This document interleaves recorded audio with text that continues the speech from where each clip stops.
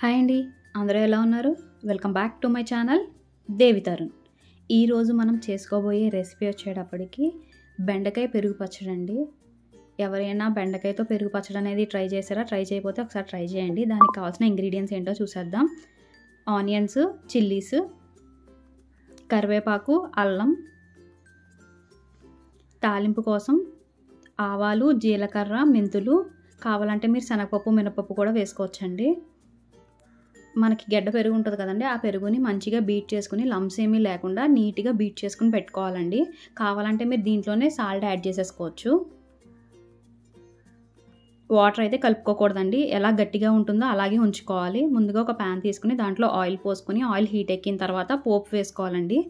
ఆవాలు, జీలకర్ర, మెంతులు, కరివేపాకు కొంచెం ఫ్రై అయిన తర్వాత దీంట్లోకి ఉల్లిపాయలు, ఇక్కడ నేను పచ్చిమిరపకాయలని, అల్లంని కొంచెం కచ్చాబిచ్చాగా కొట్టానండి. కొట్టి దాన్ని వేసాను. గ్రైండ్ చేయక్కర్లేదండి, జస్ట్ కచ్చాబిచ్చాగా నార్మల్గా దంచుకుంటే సరిపోతుంది మనకి.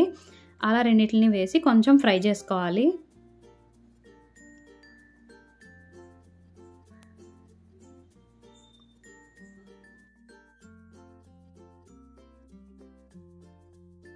ఆనియన్స్ కొంచెం లైట్గా ఫ్రై అయిన తర్వాత దాంట్లోకి టొమాటోస్ కూడా యాడ్ చేసుకోవాలండి.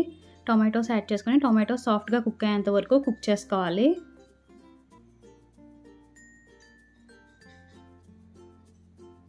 దీంట్లోకే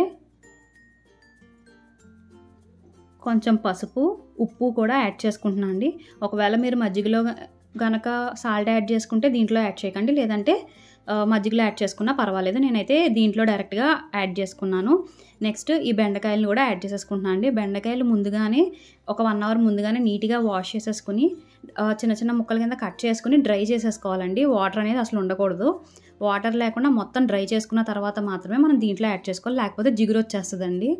లేదు అలా అవ్వదు అనుకుంటే కనుక ఏం చేస్తారంటే ముందే ఆ బెండకాయ ముక్కల్ని కొంచెం ఆయిల్లో ఫ్రై చేసేసుకోండి. లైట్గా ఫ్రై చేసేసుకుని పక్కకు తీసుకున్న తర్వాత ఇప్పుడు యాడ్ చేశారనుకోండి, మీకు అలా కూడా జిగురు అనేది రాదు. మీరు వెంటనే కట్ చేసిన వెంటనే వేసేస్తే కనుక ఖచ్చితంగా జిగురు అనేది వస్తుంది. సో ఇలా యాడ్ చేసుకోండి. కావాలంటే ముందు ఫ్రై చేసుకుని యాడ్ చేసుకోండి, లేదు అంటే ఇలా కొంచెం ఒక 1 అవర్ ముందే మనం నీట్గా డ్రై చేసేసుకున్న తర్వాత యాడ్ చేసుకున్నా సరే జిగురు అనేది రాదు. బెండకాయలు, టొమాటోస్ ఇవన్నీ మంచిగా మగ్గేంత వరకు నీట్గా మగ్గించుకున్న తర్వాత మనం ఆల్రెడీ ముందుగానే కొంచెం బీట్ చేసుకున్న కర్డ్ ఉంది కదండి, ఆ కర్డ్ని యాడ్ చేసేసుకోవాలి.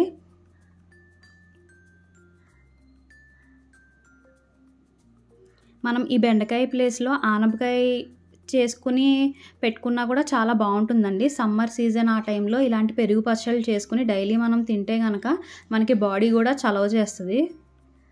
మన టేస్టీ బెండకాయ పెరుగు పచ్చడి అనేది రెడీ అయిపోయిందండి. సేమ్ ఇదే బెండకాయ ప్లేస్లో మనం ఆనపకాయతో ట్రై చేసినా కూడా చాలా బాగుంటుందండి. ఇది డైరెక్ట్గా మనం కప్లో వేసుకునైనా తినేయచ్చు, లేదంటే రైస్లో వేసుకున్నా సరే మనకి చాలా టేస్టీగా ఉంటుంది. రోజు కర్డే కాకుండా ఇలా కూడా ఒకసారి ట్రై చేయండి. ఈ వీడియో కనుక మీకు నచ్చినట్టయితే please like, share and subscribe to my channel. Thank you for watching.